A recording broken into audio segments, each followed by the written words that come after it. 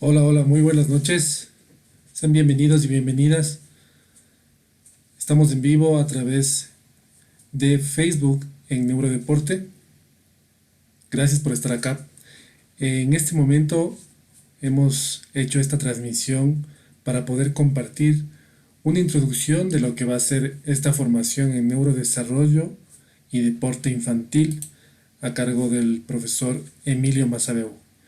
Voy a proceder a presentarle al profesor y luego vamos a comenzar a revisar el contenido, la temática y todo lo que vamos a compartir en esta formación que se viene sobre neurodesarrollo y el deporte infantil. Así que muy bien, bienvenidos, bienvenidas y pueden hacer sus preguntas también para quienes están viendo en este momento la transmisión en vivo. Pueden escribirnos y con todo gusto les vamos a colaborar.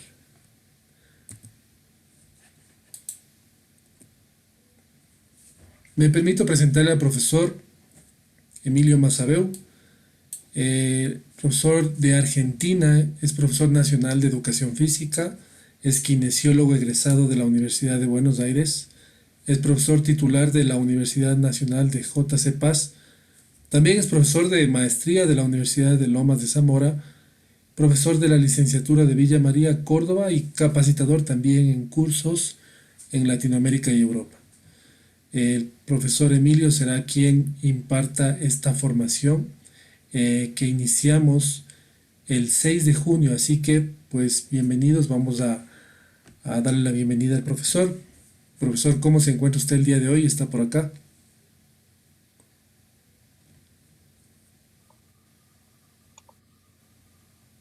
Un gusto estar con ustedes y gracias por la presentación, Juan. Buenas noches a todo el público y la audiencia de Latinoamérica. Realmente muy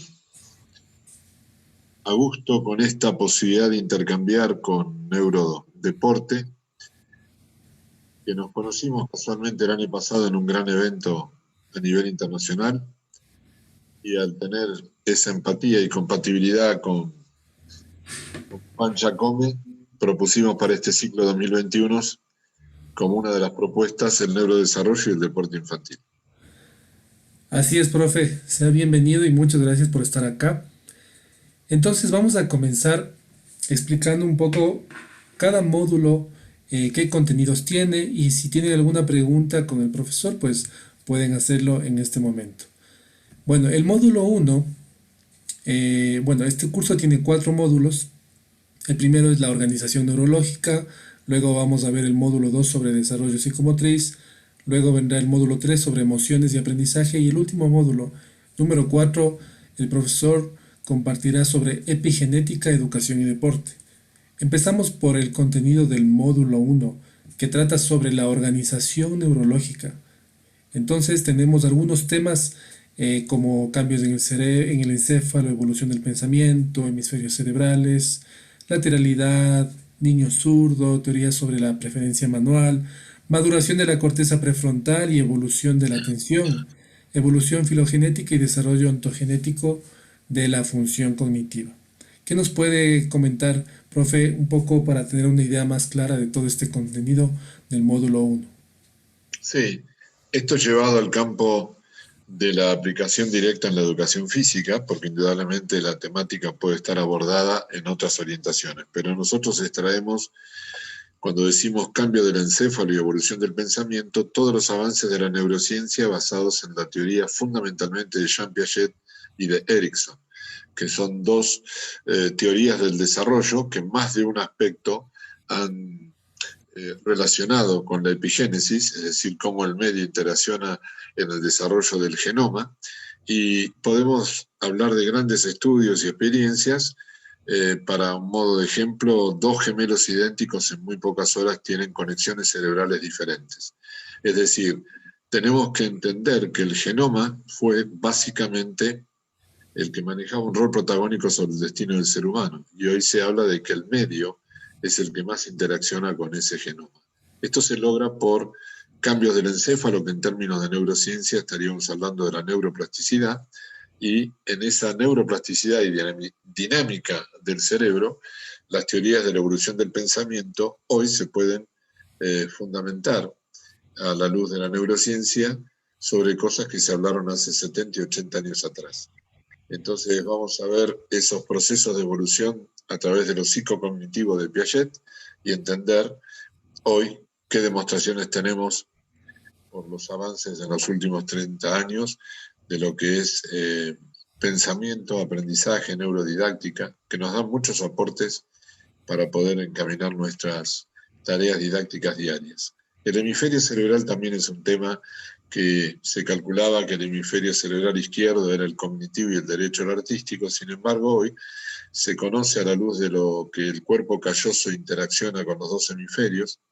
Es una estructura que está claramente en el medio de los dos hemisferios y al tener una gran conectividad de redes neuronales, porque los axones se ramifican hacia los dos hemisferios, queda claramente la concepción de que cuando un hemisferio trabaja, el otro lo está vigilando y viceversa.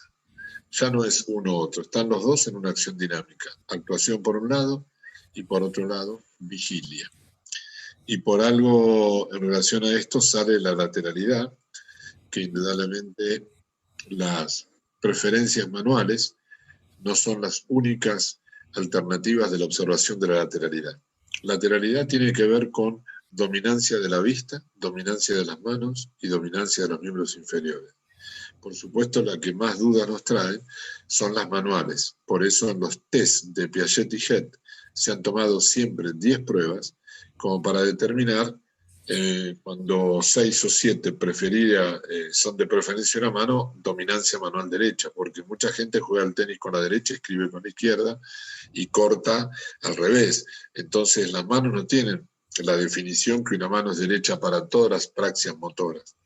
Entonces, en las baterías de test, siempre la mano lleva unas 10 propuestas de observación evaluativa. En cambio, la vista está básicamente entre el sighting, que es el espiar, o mirar por el telescopio, y la dominancia del ojo hoy es un elemento muy importante, sobre todo para las tareas individuales como puede ser el boxeo o el tenis, porque la dominancia del ojo y la dominancia de la mano, cuando corresponden, son unas ventajas terribles en función de una práctica deportiva individual. Hay teorías sobre la preferencia manual, hay básicamente teorías de que el mundo está hecho para los derechos, pero otros establecieron que hay una cierta genética. En fin, vamos a desarrollar las diferentes líneas rectoras para fundamentar en dónde está instalada la preferencia manual. ¿Y por qué damos en maduración la corteza prefrontal? Porque todo lo que es lóbulo frontal tiene que ver con acciones motoras, que es nuestro tema preferencial porque somos docentes del área motriz. Pero en ese lóbulo frontal está nada más y nada menos que el campo atencional. Y el campo atencional y el aprendizaje tienen una vinculación por excelencia. Pero al mismo tiempo, el campo atencional nos permitiría ubicarnos en una posibilidad de buenas decisiones. El desatento se equivoca, el atento acierta. Entonces, en esa maduración prefrontal que está la toma de decisiones. En la realidad nuestra, en el mundo, no en Latinoamérica ni en nuestro país, la adolescencia se ha prolongado. Entonces, las tomas de decisiones en una época donde el niño tenía que rápidamente hacerse adulto, 18 años, hoy estamos entre los 25 y 30 años, esa prolongación del proceso madurativo, donde la toma de decisiones marcaría: este hombre dejó de ser adolescente y ya es un hombre bien conformado que puede decidir sobre su vida en forma exitosa. Y la evolución filogenética y desarrollo ontogenético, claro, todo el pensamiento, toda la cognición, nosotros pensamos que empieza y muere en el ser humano. Sin embargo, hay revistas científicas que hablan de la inteligencia animal. Entonces tenemos que ver cómo fueron evolucionando de todas las especies y cómo fue evolucionando el pensamiento en el hombre. Que claramente en los estudios que hay sobre la evolución en el hombre, se dice que el cambio del hombre cazador por el hombre recolector, que lo hemos leído en más de un tratado antropológico, categorizó un cambio en el cerebro. Los libros que hablan sobre esto dicen: en el único momento que el sedentarismo fue positivo para el hombre fue cuando dejó de ser nómade para salir a cazar y se dedicó al sedentarismo, que fue quedarse en un lugar, armar la aldea, armar una pequeña población. Se desarrolla el lenguaje y el cerebro pasa a una modificación en 1300, 1400 centímetros cúbicos, ya que el cerebro del lado izquierdo, donde está el centro del lenguaje, entre el área temporal y frontal, generó un campo de desarrollo que modificó la masa encefálica. Y ahí apareció la empatía, la ley, la moral, la ética, y todo eso es la evolución del pensamiento en la historia de la humanidad. Perfecto, estimado profesor. Entonces, con esa explicación sobre el módulo uno sobre la organización neurológica, pues vamos a pasar al siguiente módulo que trata sobre el desarrollo psicomotriz de 2 a 7 años. Sí, acá estaría desarrollándose la etapa que incluye el primer proceso evolutivo de la psicología cognitiva de Piaget, 0 a 18 meses, y luego la etapa evolutiva donde la vía piramidal ya manifiesta el movimiento voluntario, que es de 2 a 7 años, donde esta forma preoperacional, llamada por Piaget, va a tener el correlato y el fundamento de lo que se descubre con las resonancias magnéticas funcionales en cuanto a las áreas del cerebro que actúan en esta etapa de pensamiento. Vamos a hacer algunas relaciones de Piaget y Vygotsky. Vygotsky se apoyó más en la interacción social y Piaget en el desarrollo de la motricidad como la base para el desarrollo de lo cognitivo. La propuesta de las escuelas de Montessori, también las Waldorf, que hablan de ambientes, digamos, preferenciales para el desarrollo del aprendizaje, donde la naturaleza está manifiesta, los lugares amplios, la luz, los colores, la interacción grupal, no el estudio individual. Y esas escuelas, que claramente hoy en Europa hay bastantes lugares, en Argentina también y otras partes del mundo, categorizan una forma diferente de la enseñanza, las vamos a revisar y las vamos a analizar desde la historia de quién fue Montessori, por qué propuso esto, y algunas alternativas similares a la cuestión de la escuela abierta, la escuela en la naturaleza, la escuela de la granja, la escuela de interacción, y algunas otras que han surgido a posteriori de la base de estas escuelas que fueron originariamente creadas en una etapa de la Europa posguerra. En la primera temática, que la obvié porque me fui directo al pensamiento de Piaget, el juego infantil es realmente, como decía un gran docente, jugar es una cosa seria. Y en ese juego, la expresión artística. En la expresión artística está básicamente la posibilidad de concretar cuestiones que se manifiestan natural y espontáneamente. Y si tenemos que hacer una crítica a la educación, es cuando se altera el principio de la espontaneidad por donde el chico creativamente logra sus aprendizajes. Así que también vamos a estar hablando de ese particular aspecto que la educación muy conducida muchas veces bloquea la espontaneidad. Y no nos olvidemos que es uno de los principios pedagógicos que hace muchos años los que tenemos canas conocimos la didáctica de Seymour Brunner, que ponía el principio de la actividad, el principio de la espontaneidad y naturalidad. Cosas que dentro del campo de la motricidad muchas veces las captamos. El último subtema es la naturaleza y la creatividad. Hoy por hoy se habla de que los aspectos más creativos se logran cuando los chicos están en conexiones con el medio natural. El medio natural desarrolla una fuente inspiratoria. Tenemos muchos casos de escritores, de músicos que se han ido a lugares de la naturaleza para poder inspirarse y poder a lo mejor armar una obra musical, escribir una novela, etcétera, etcétera. Claramente, la naturaleza, que es de donde venimos, es una fuente muy inspiratoria en los factores creativos. Así que vamos a desarrollar eso, claramente relacionado a las escuelas Montessori, y entender algo que me parecía cuando lo leí tan extraño, que colocaban dentro de un resonador magnético un montón de imágenes de una ciudad.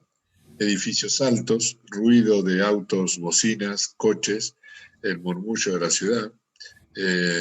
Y el niño en esa observación de ese gran resonador magnético era evaluado qué activaciones neuronales se producían. Y en contraprestación colocaron a esos mismos niños en un resonador que tenía sonidos de agua, sonidos del silbato de los pájaros, colores, flores, cascadas, y era totalmente diferente.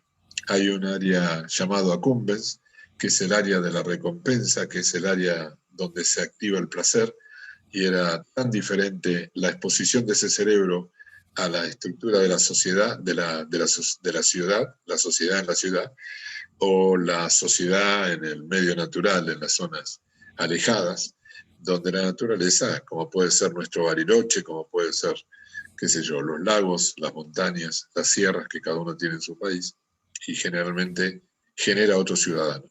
En la facultad yo lo notaba, los chicos del interior a los chicos de la capital. Solamente mirándole el ceño del lóbulo frontal, el ceño fruncido era el preocupado ciudadano de cemento, y el otro con los ojos chispeantes y con una cara alegre era el que venía de 100 kilómetros de Buenos Aires, donde la naturaleza era el marco referencial de ellos. Qué importante la naturaleza. La naturaleza provee un entorno de aprendizaje que difícilmente se lo consigue, tal como usted lo indica, en el cemento, en las aulas. Entonces, qué importante este tema para el desarrollo psicomotriz. Bien, vamos a pasar al siguiente módulo que corresponde a las emociones y el aprendizaje. En este módulo hay varios temas asimismo, evolución de las emociones, regulación emocional, maduración encefálica y emociones, amígdala y aprendizaje, cognición social, los cuidados tempranos y la inteligencia emocional. ¿Cómo evolucionan las emociones? Bueno, desde el berrinche de un niño, que por más que el padre le diga, deja de llorar, el papá tendría que hacer este curso para entender que esa propuesta o esa consigna no va a ser cumplida. Cuando el niño tenga la capacidad, con su lóbulo frontal, de poder controlar la emoción, la propuesta del papá, deja de llorar, puede ser cumplida. Mientras tanto, no gastan energía. Abrácenlo, acarícienlo, pero no va a poder responder a una consigna de deja de hacer esto.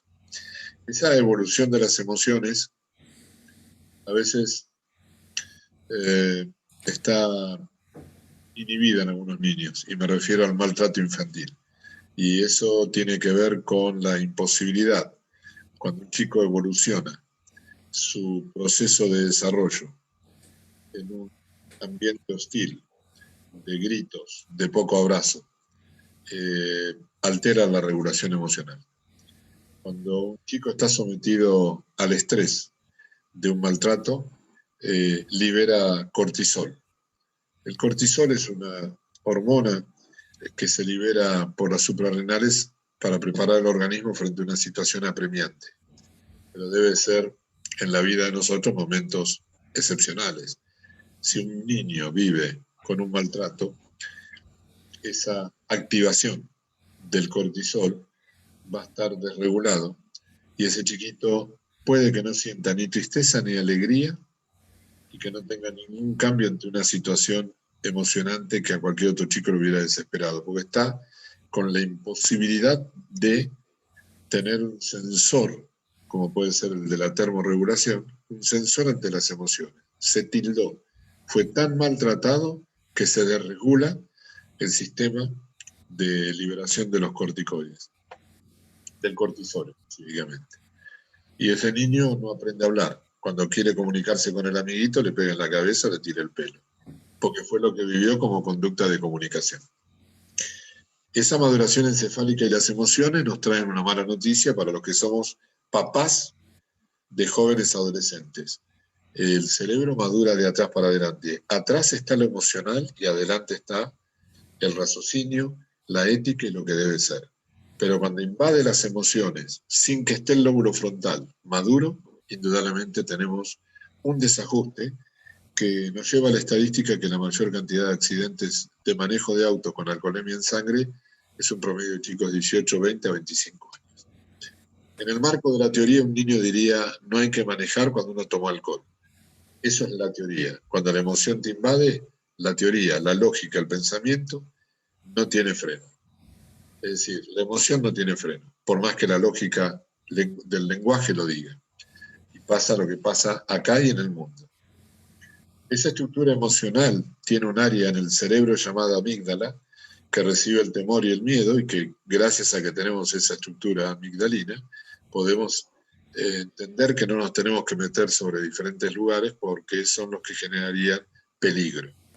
Ahora, el hombre no puede vivir permanentemente con miedo y el hombre no puede vivir permanentemente sin miedo. Esa desregulación de no tener un sensor equilibrado es lo que pasa cuando hay maltrato infantil. En Estados Unidos, en las escuelas del Bronx, se mide por resonancia el tamaño de la amígdala y se genera el nivel de agresividad que tiene un ser humano. En base a eso se determina si hay o no inclusión en un grupo social que viene equilibrado en su estructura emocional y en su lóbulo frontal de toma de decisiones. Por eso la pregunta de los cuidados tempranos es abrazar la música, la alimentación, estar atento sobre el niño. Esos primeros 1000 días, 9 meses de gestación, primer y segundo año, marcan el futuro del desarrollo humano. 1000 días. Y en la base hay proyectos, Guatemala, Colombia, están en la internet, los proyectos de los 1000 días en los diferentes países de América, léanlo. Está todo el tema de la vitaminosis, de la alimentación a nivel mamaria, no leche artificial, no suplementaciones, y tiene mucho que ver la salud de su mamá en la gestación. Una mujer embarazada es 0 alcohol, 0 tabaco. Y el marido también.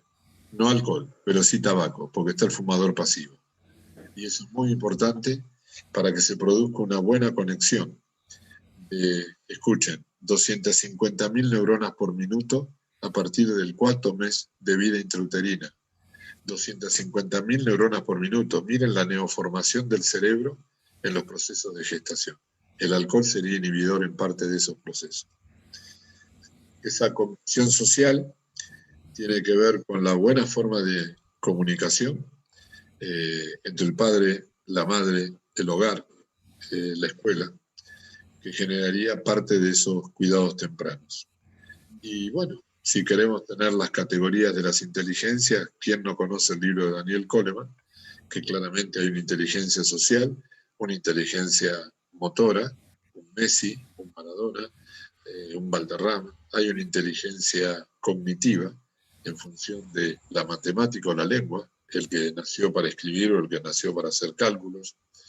Y claramente, al margen del factor genético, todas estas inteligencias, que en el único lugar que se trabajan tan disociadamente las inteligencias es jardín y preescolar, y después en la escuela primaria y secundaria no están así, a pesar que hay escuelas con modelos que tienen la variabilidad de la estimulación de inteligencia. En general la educación tiene el fuerte cognitivo y secundariamente lo motor, y dentro de lo cognitivo orientado a las carreras que en general se estudian para seguir una profesión.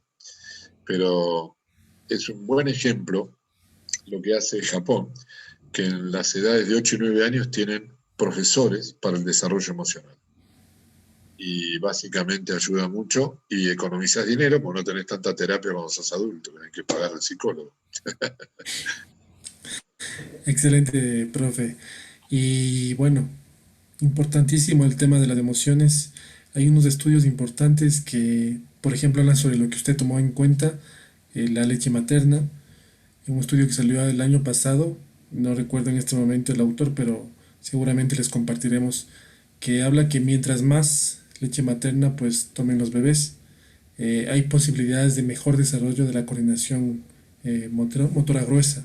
Entonces es muy importante saber este tipo de información basado en la evidencia, obviamente, que nos da una guía muy importante realmente para poder nosotros tomar criterios en relación a las acciones formativas o las intervenciones que tenemos nosotros como entrenadores, como profesores, como docentes de educación física o como padres de familia como tal.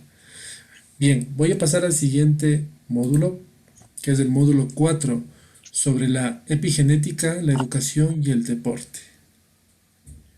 Sí, básicamente, Juan, cuando hablamos al principio, EPI es alrededor, cerca, próximo, y hoy se considera una de las teorías del desarrollo humano de mayor vigencia, porque está claro que se observa que los genes, lo que está en el ADN, marcan un cierto rumbo en el ser humano. Pero ya lo dijo Piaget y Erickson, todos los aprendizajes se construyen sobre el ADN, pero no es el ADN que define todo. Se observó en los estudios del genoma que las estimulaciones del medio ambiente modifican unas estructuras oscuras de los cromosomas, cosas que hasta hace unos años no se sabía. Entonces, se han visto las diferencias de gemelos idénticos separándolos de los papás y que por más ADN idéntico, las dos personas resultaron muy diferentes en corto tiempo. Tenemos que ser muy responsables de que nuestro accionar como padre, nuestro accionar como educador incide en el ser humano más de lo que nosotros creemos. En las etapas de desarrollo hay una conciencia de género que básicamente está desarrollado por la cultura. El varón recibe de regalo la pelota y los botines y la mujer una muñeca o algún elemento de cuestiones estéticas, una vinchita o algo para colocarse en el cuello, el adorno estético.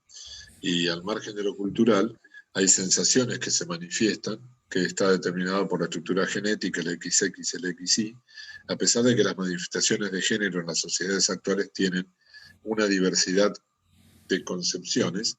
Lo que estamos desarrollando nosotros acá para que un educador tenga claridad es cómo ellos van concientizando su sexualidad, porque si tienen una gran amiga, no la saludan cuando están con los amigos, tienen cierta vergüenza.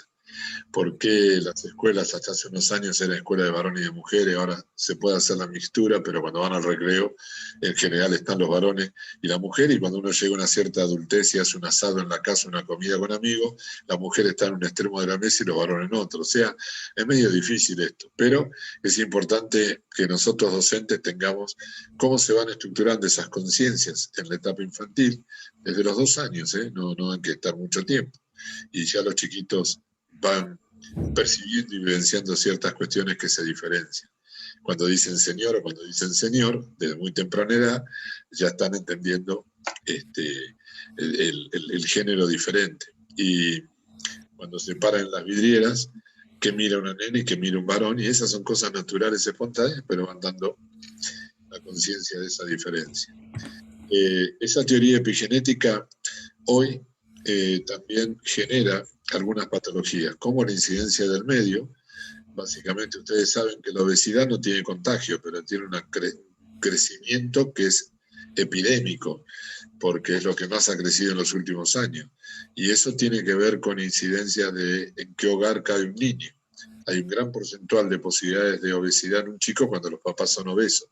Hay un porcentaje cuando uno de los dos padres es obeso, cuando los dos padres son obesos, y claramente esa relación tiene que ver con fenómeno sociocultural. Por otro lado, las incidencias televisivas con respecto a las difusiones de las gaseosas, de la televisión, de lo que se come cuando se ve una película, todo eso es una incidencia muy grande. Y ni hablemos de los cumpleaños, que ya desde la etapa infantil y jardín, los chicos vivencian una mesa de chisitos, gaseosas, cuando la verdad que podrían los papás establecer alguna alimentación un poco más sana. En la Argentina, en la Universidad de Buenos Aires, estudió 200 golosinas y pudo detectar que más del 60% tenían valor nutritivo. Categorizó los alfajores y las barritas de cereal. Pero después no hubo controles sobre la ley de los kioscos saludables, que hay una ley en la Argentina de que el kiosco de la escuela tiene que ser saludable, pero bueno, si no hay control, la ley puede estar votada, pero no concretada. Y la universidad tomó ese respaldo de analizar la alimentación de los kioscos para decir, bueno, convendría que aparezca esta barrita de cereal o este alfajor o determinada golosina que tiene un valor agregado nutritivo. Vamos a hablar de la obesidad y del asma, sobre todo que nos asustamos en las escuelas o no sabemos tratar al chico cuando tiene un sobrepeso.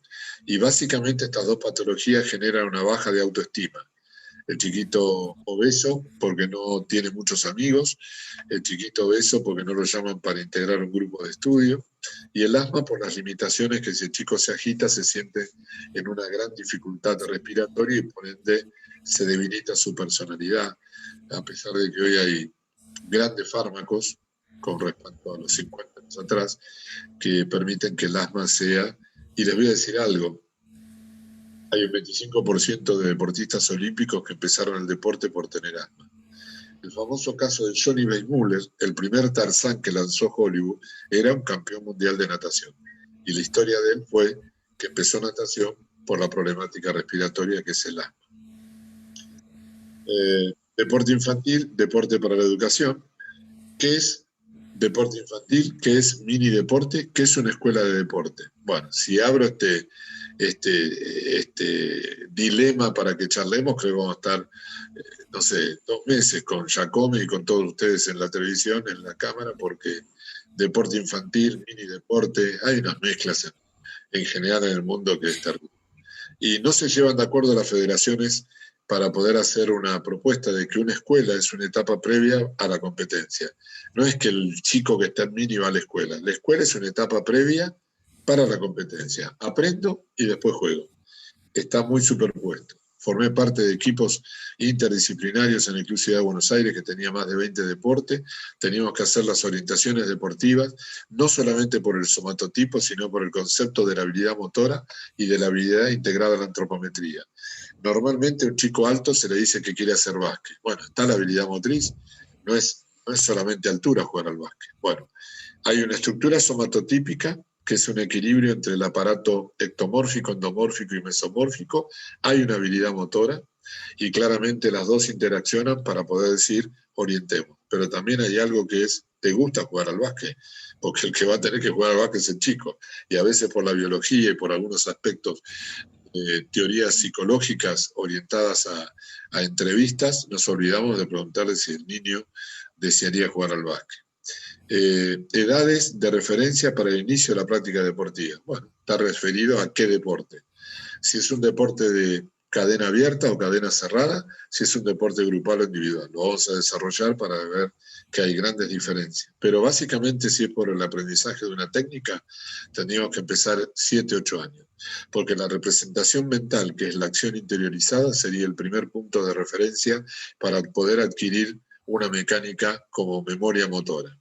Todo lo que se haga antes de los 8 años tiene que ser aspectos exploratorios, porque el cerebro tiene una densidad dendrítica que no permite que haya anclajes. Cuando hay una etapa de lo que se llama poda dendrítica, que mueren muchas dendritas que no tienen sentido, quedan las verdaderas y ahí se pueden hacer anclajes de lo que son las redes neuronales como concepción de huella motora para aprender adquiriendo mecánicas y técnicas. Y hablaremos del rol de los docentes, entrenadores y padres, porque muchas veces sería bueno que los chicos hagan deporte con los papás en las casas, porque los líos en los campos de deporte infantil lo producen los padres desde afuera de la cancha. No es fácil ser padre de un hijo deportista, y nunca me olvido de lo que dijo el doctor Ziffer. Más a ver, Ziffer fue un doctor, magíster de educación física de la Universidad de Michigan, en Detroit, no, en East Lansing. Y yo estuve con él allá por la década del 86, 87, y él me dijo, antes de hacer una escuela deportiva, arme la escuela para padres. Hoy, 30 años después, les digo, cuánta razón. Y este hombre fue el que legisló el deporte infantil en Michigan. Hay legislaciones del deporte para el adulto.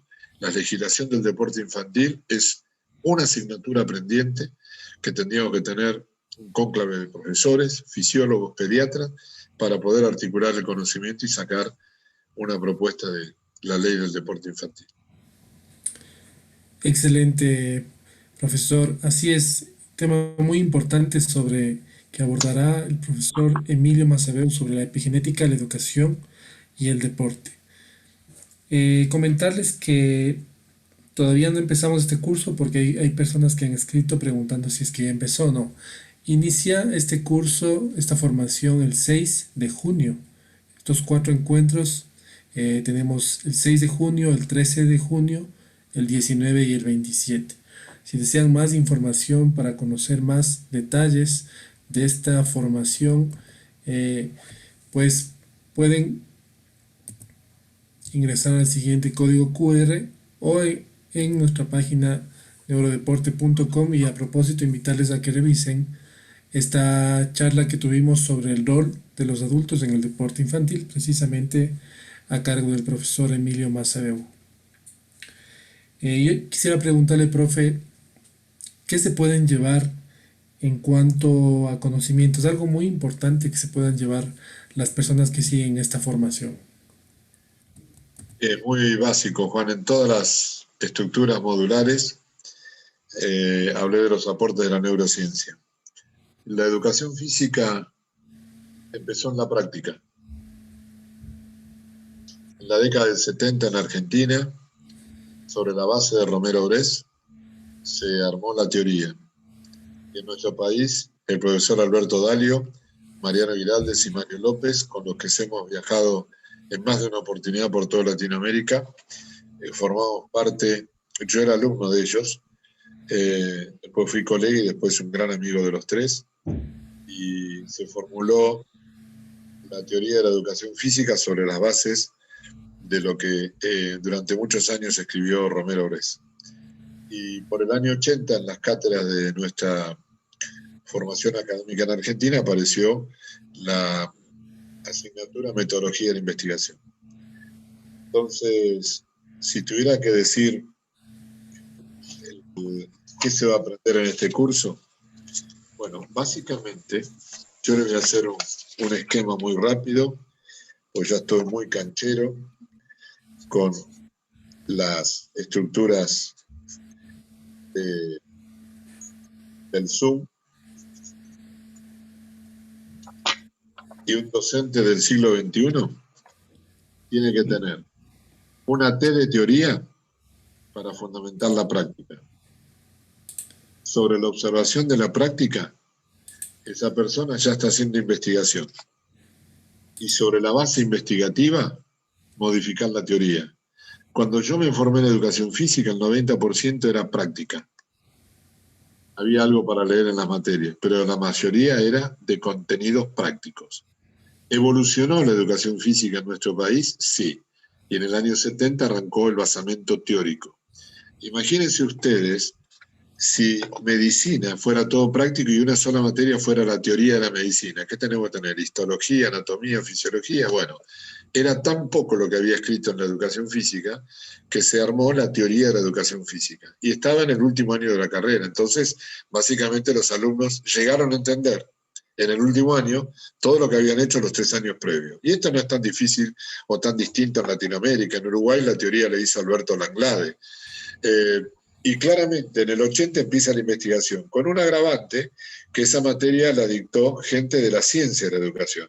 Entonces no se llegó claramente a entender el proceso de la investigación en el campo del proceso motor infantil, que es donde nosotros más nos movemos en las escuelas primaria y secundaria. Entonces, este curso, ¿qué nos va a ayudar? A que esas 3 letras estén integradas. Yo tengo un marco teórico por el cual armo un protocolo de práctica. Y después puedo tener una observación donde relevo datos, los puedo procesar y puedo decir acepto o modifico este basamento teórico, y sobre eso una triada permanente. Todo docente observador es básicamente un investigador. Y lo que más le falta a nuestro país es la investigación. Yo toda esta capacitación la voy a dar basada en la neurociencia, en los capítulos de neurodidáctica y neuroaprendizaje. Creo que es lo más potable, Juan, que les puedo decir en este breve tiempo. Excelente, profe. Así es. Entonces, para quienes estén interesados y sigan inscribiéndose, pues no se olviden que pueden seguir el enlace de QR que está a continuación o ingresar a la página neurodeporte.com para que puedan registrarse y formar parte de esta primera edición de esta formación sobre neurodesarrollo y deporte infantil. Así que muchas gracias por estar acá presentes. Si tienen alguna inquietud, vamos a dejar también los enlaces debajo de esta conferencia para que puedan ingresar a observar todos los detalles detenidamente en cuanto a la formación en neurodesarrollo y deporte infantil. Bueno, profe, entonces estamos por terminando esta charla introductoria sobre los contenidos que se van a abordar en esta formación muy importante. Eh, Agradecerles a todos por su asistencia, por observar esta conferencia. Va a quedar grabada igual para que puedan revisar en cualquier momento. Y pues agradecerle a usted, profesor, por compartirnos todo este contenido el día de hoy. Le dejo para que nos dé unas palabras finales y poder cerrar esta charla. Dentro de todas las dificultades que nos trajo el confinamiento, se abrió una gran conectividad con colegas de Latinoamérica y del mundo.